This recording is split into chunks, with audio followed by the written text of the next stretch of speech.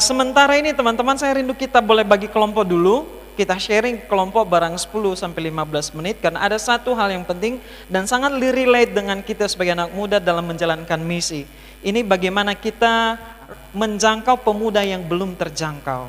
Dan ini tema kita di bulan ini adalah bulan misi di tahun 2023 itu. Boleh kita baca sama-sama tema besarnya 1, 2, 3. 1 Korintus 9 ayat 19 sampai 23. Segera setelah kita baca ayat ini, kalian pergi ke kelompok masing-masing, buat lingkaran dan berdiskusi dengan satu saja perintah dari diskusi malam ini. Sekarang pergilah ke kelompok dan diskusikan prinsip apa yang kita dapat belajar dari cara hidup Paulus kepada banyak golongan. Dan bagaimana sekarang kalian menjadikan ini gaya kalian dalam memenangkan teman-teman kalian juga. Diskusinya semakin menarik, semakin seru.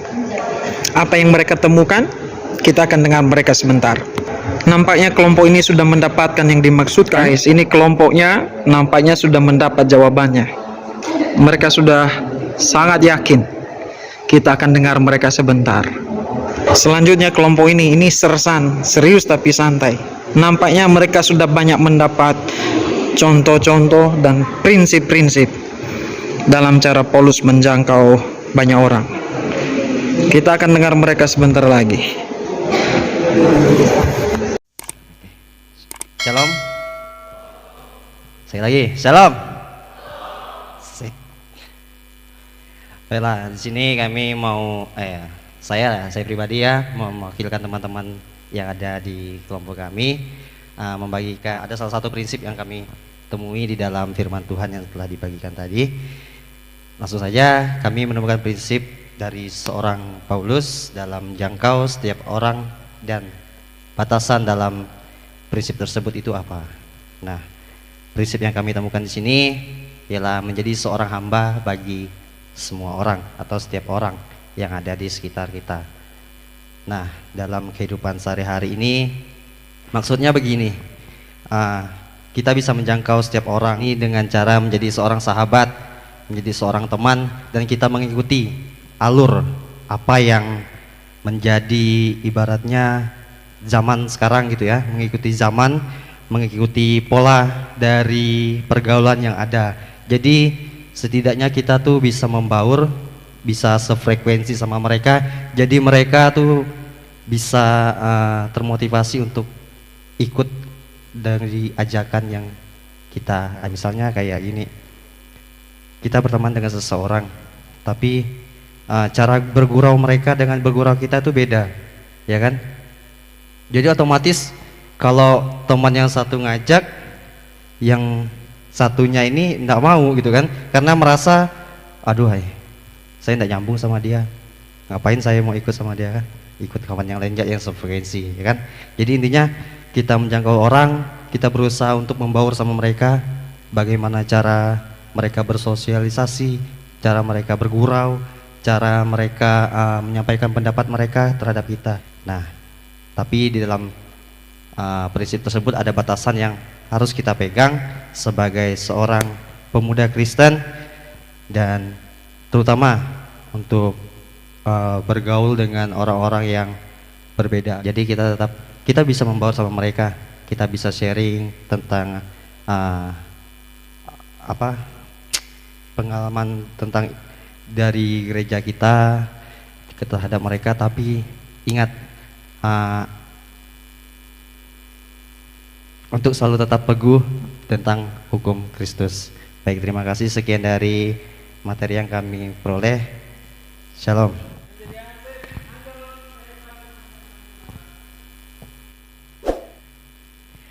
Ya, shalom. Ini pertama kali saya di sini ya. Ya, prinsip Paulus yang kami dapatkan di sini hampir sama dengan yang tadi di ayat yang ke-19. Aku menjadikan diriku hamba dari semua orang. Paulus menggunakan prinsip ini, ia mengikuti keteladanan Yesus atas dasar konteks yang diberikan Kak Indi ya. Kak Indi tadi kan kita harus menjadi hamba di lingkungan kita ya. Tapi atas konteks itu misalnya ada teman kita yang ngerokok, yang mabuk, bukan berarti kita juga ikut masuk ke dalam pergaulan tersebut. Yang bisa kita lakukan adalah kita boleh ikut sama dia, tapi kita ambil yang positifnya aja. Kita ambil sesuatu yang bisa mendekatkan diri kita sama dia. Jadi ketika kita sudah dekat sama dia, ya udah kita boleh masuk ke kehidupan dia dan kita memberikan contoh yang baik kepada dia. Dan atas konteks tersebut yang menjadi batasan Paulus adalah dia meneladani sesuatu yang dilakukan Tuhan. Dia tetap melakukan hal tersebut, tapi dia juga membatasi dirinya dan dia meneladani ini. Kita juga nggak boleh melewati batas, karena di zaman sekarang ini beda sama zaman dulu-dulu. Generasi milenial sudah punya pemikiran yang udah lewat batas dari orang-orang pintar. Jadi cara yang bisa kita lakukan adalah kita mulai memahami karakter dia, kita mulai memahami hari-hari dia, karena semua orang tuh nggak akan sesuai sama covernya. Covernya dia bahagia, tapi belum tentu dia bahagia. Itu saja yang bisa saya dapatkan. Terima kasih. Shalom. Oke, saya akan bahas nih prinsip-prinsipnya duluan ya.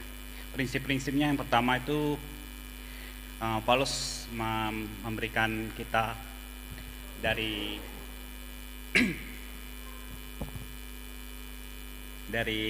Alkitab itu, dia bisa masuk ke berbagai golongan dengan tidak melanggar prinsip-prinsip dari kekristenan itu.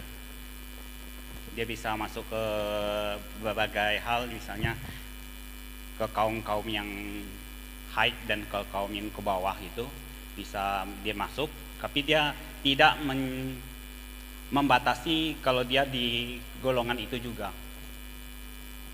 Nah, seperti yang teman-teman yang memaparkan tadi, kalau kita masuk ke tempat aplikasinya ya, masuk ke teman-teman yang seperti itu, kita tidak terjun seperti mereka, tapi kita memberikan contoh kekristenan yang baik itu seperti apa. Aplikasinya kurang lebih sama sih. Dalam kehidupan kita masing-masing, kita akan berbaur ke siapa saja bisa, tidak dipermasalahkan, tapi kita tidak serupa dengan mereka, tapi kita harus serupa dengan kekristenan itu sendiri seperti apa, dan memberikan gambaran kekristenan seperti apa. Mereka pada akhirnya mereka bisa melihat, oh orang Kristen itu seperti apa, sehingga mereka dapat penasaran, Kristen ini kayak gini, harus kayak gini, oh kayak gini, perbedaannya kayak gini. Otomatis kita bisa menjadi garam dan terang bagi mereka. Kita bisa merangkul mereka seperti dengan prinsip kehidupan kekristenan itu seperti itu.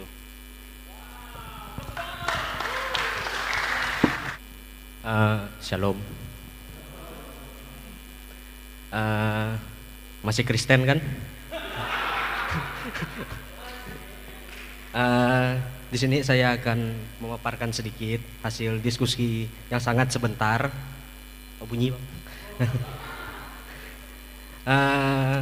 Dengan prinsip-prinsip yang dipakai Paulus itu seperti Paulus itu beradaptasi dengan lingkungannya. Kayak di sini nih penyamun, tapi dia enggak jadi penyamun gitu. Cuma dia tuh bisa nyimbang ngomongnya mereka penyamun gitu.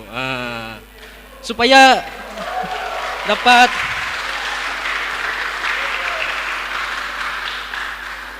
dia tuh dapat nyelip-nyelip masuk gitu. Karena kan kita penginjil ini kan nyari orang yang diajak gitu. Pokoknya pandai-pandai kayak penginjil tuh kayak mengembrace dia supaya masuk ke kita gitu, Bang.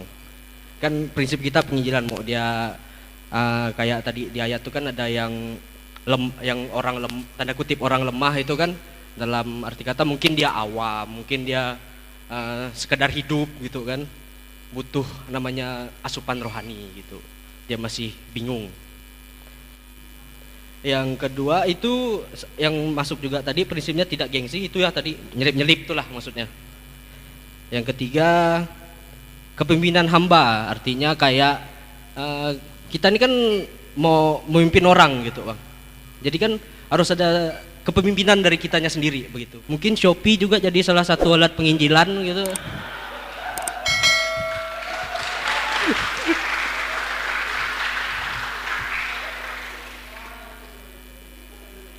Misalnya kan jasa kirim ayat gitu.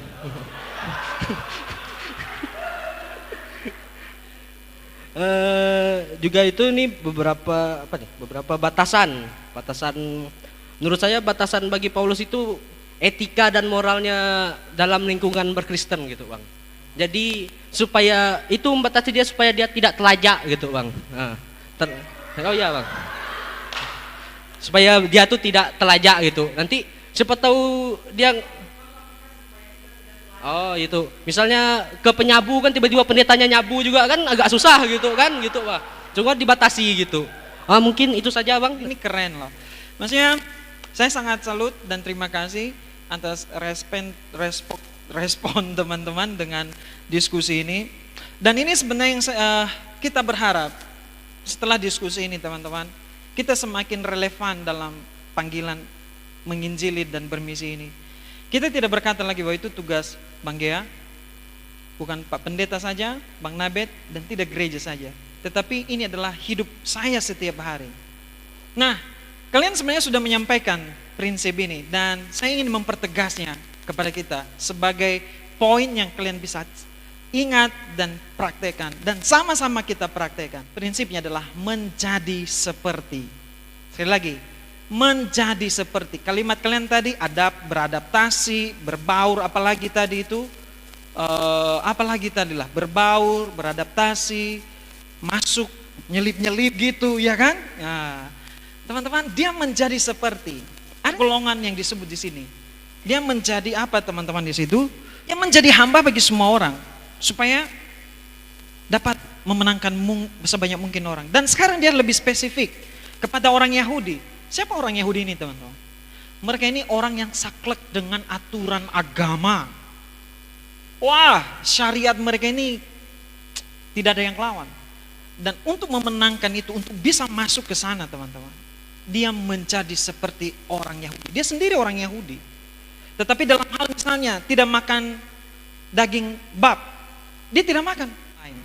Bagi orang yang bukan Yahudi, siapa ini? Orang Yunani. Orang ini dia tidak kenal dengan sunat, makan makanan yang dipersembahkan. Oke saja ketika dia bawa Timotius, ya kan? Timotius ini kan dari orang Yunani, mau melayani kepada orang Yahudi kan? Dia ini kan belum disunat. Tapi Paulus minta Timotius, karena kita ini pergi kepada orang-orang yang meninggikan sunat, yang rasanya ini punya tradisi sunat ini. Ayo kamu disunat saja, demi kamu tidak ditolak oleh mereka, kamu bisa masuk. Begitu juga dengan orang yang lemah seperti tadi, orang-orang yang tidak dipandang, orang-orang yang kita tidak datang dan, hey, look at me, saya ini keren, coba lihat nih, saya punya jam tangan ini 30 juta. Oh, ini bukan golongan saya, ini golongan ini siapa ini? Kaum duafa, wah minggir, ada filmnya itu ya, kaum duafa tolong minggir. Saya ini hanya khusus untuk para crazy rich saja ini. Teman-teman, kita menjadi seperti apa dengan orang lain, seperti dia. Tetapi ingat, ada satu batasannya. Apa batasannya, teman-teman? Apa? Disebut apa di sana? Apa batasannya di sana? Di ayat 20, 21 dan 22. 21. Bagi orang yang tidak hidup di bawah hukum Taurat, aku menjadi seperti orang yang tidak hidup di bawah hukum Taurat. Sekalipun aku tidak hidup di luar hukum Allah, karena aku hidup di bawah hukum Kristus. Jadi batasannya adalah tidak hidup di luar hukum Allah, hidup di bawah hukum Kristus. Teman-teman, apa itu hukum Kristus? Hukum Taurat ada berapa, teman-teman? 10, betul?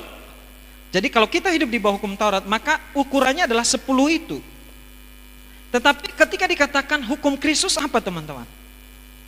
Apa kegenapan dari 10 hukum Taurat? Apa itu? Apa? Hukum yang tertinggi dari hukum Taurat apa? Apa? Yes, hukum kasih. Jadi batasannya adalah hukum kasih. Kasih itu, hukum Taurat itu kan kepada Tuhan dan kepada sesama. Di dalam hukum kasih, saya tidak mungkin menyakiti Tuhan. Jadi dalam saya bergaul menjadi seperti, batasannya adalah hukum kasih. Tidak boleh melanggar, tidak boleh menyakiti hati Tuhan, tidak boleh tidak sesuai dengan Tuhan. Harus sesuai dengan kasih saya kepada Tuhan. Dan apa? Kepada sesama. Kalau dia tersandung, saya tidak boleh menyandung dia. Saya punya kasih, itu hukum kasih itulah teman-teman ukurannya. Kita semua dipanggil Tuhan untuk pergi. Sekarang pergi, masuklah kepada penyamun tetapi jangan jadi penyamun, amin. Amin teman-teman. Pergilah kepada siapa yang berandalan tapi jangan jadi berandalan, amin. Di sini yang dikatakan oleh Paulus, aku menjadi seperti bagi siapapun, tapi aku tidak hidup di luar hukum Tuhan itu. Saya hidup di dalam hukum Allah. Ketika kamu berteman dengan siapapun, ingat, kamu tidak mungkin melanggar hukum kasih. Ketika kamu mulai dijerumuskan, kamu tahu prinsip hukum kasih ini. Dan kamu tidak akan korbankan itu. Amin teman-teman. Ketika kamu berbicara tentang pendidikan, kamu tidak buta tentang pendidikan. Bicara dengan bisnis, kamu tidak buta dengan bisnis. Kamu bisa nyambung dengan siapapun dengan cara yang kamu bisa, peka bahwa kita punya panggilan dari Tuhan untuk menjadi pembawa berita bagi orang-orang yang ada di sekeliling kita. Amin. Jadi teman-teman, sekarang soal memberitakan kebenaran itu tidak lagi terkait dengan hanya status pendeta, gembala, tidak. Tapi setiap orang yang berstatus pengikut Kristus, pemuda Kristen, kita adalah pemberita itu. Amin. Di dalam pekerjaanmu teman-teman, saya lihat teman-teman yang punya bisnis di sini, itu sangat-sangat relate misalnya dengan Tokomono. Ya, ada founder Tokomono di sini ya. Dapat ini tahu gejrot. Kamu punya karyawan yang bukan orang dan kamu punya teman-teman. Ada yang barber shop di situ ya. Serius ya. Kalian bertemu dengan banyak orang bukan? Amin. Apakah mereka semua orang Kristen bukan? Bukan. Mereka kadang datang dengan kebandelan mereka, dengan gaya mereka, dengan latar belakang masalah di rumah mereka. Tapi kamu bisa bergaul dengan mereka tanpa kamu meniru cara hidup mereka yang rusak misalnya. Tetapi pelan-pelan kamu menjadi teman dan kamu bisa memberitahu kepada mereka pengharapan itu. Guys, kamu tidak bisa begini terus. Kamu tidak bisa begini. Kamu bisa maju. Lakukan ini. Ketika kamu berteman dengan siapapun, yang kamu lakukan di dalam penginjilan bukan meminta orang pindah agama atau merubah KTP mereka dari Hindu menjadi Kristen. No. Tapi kamu perkenalkan Kristus kepada mereka supaya mereka menjadi murid Kristus. Amin. Apakah ada masalah kalau orang menjadi murid Kristus? Ada? Ada. Apakah menjadi murid Kristus dia harus ubah KTP-nya dulu? Tidak bukan? Tapi orang kalau sudah jadi pengikut Kristus, murid Kristus nanti, pasti dia akan hidup dalam komunitas orang-orang yang sesama murid Kristus. Amin. Sekarang di zaman ini di mana orang menganggap agama adalah sebagai privasi, bagaimana kamu berbicara? Jadilah seperti kepada mereka. Kalau kamu punya teman-teman yang candu narkoba, teman-teman, kamu tidak perlu jauhi mereka, tetapi jangan menjadi peminum narkoba. Amin. Kalau ada teman-temanmu yang sedang jatuh dalam pergaulan yang bebas hari ini di kota ini, kamu jangan buang mereka dari pertemanan. Beri belas kasih kepada mereka. Tetapi ingat, jaga dirimu, pagar ini tadi. Jangan juga kamu jatuh di dalamnya. Pagarnya adalah kasih kepada Tuhan. Hukum Tuhan yang utama. Kalau itu membuat imanmu jatuh, membuat imanmu menjadi goyah, maka segeralah tarik diri dari sana. Amin. Jangan bertahan di tempat yang mana kamu tidak bisa menjaga dirimu. Tetapi ketika kamu sudah siap pergi kemana saja, ingat, kamu adalah murid Kristus dan kamu sedang mau orang lain menjadi murid Kristus. Amin. Dan saya sangat yakin teman-teman, orang yang sudah menjadi murid Kristus, kelak dia akan berada dan berujung di dalam persekutuan orang-orang yang sama-sama murid Kristus. Amin. Dan ini sangat relate dengan kalian teman-teman dalam bisnismu, dalam usahamu, dalam studimu, dalam relasimu. Jadi kamu datang berbicara Injil, kamu tidak datang bawa Alkitab ini. Amin.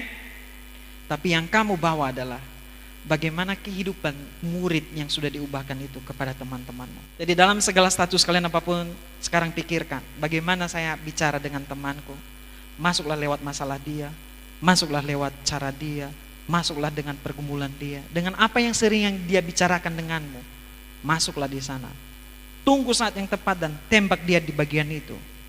Maka dia akan tersentak. Oh, saya tidak nyangka kamu ini bicara seperti itu, tapi itu sangat ngena dengan saya.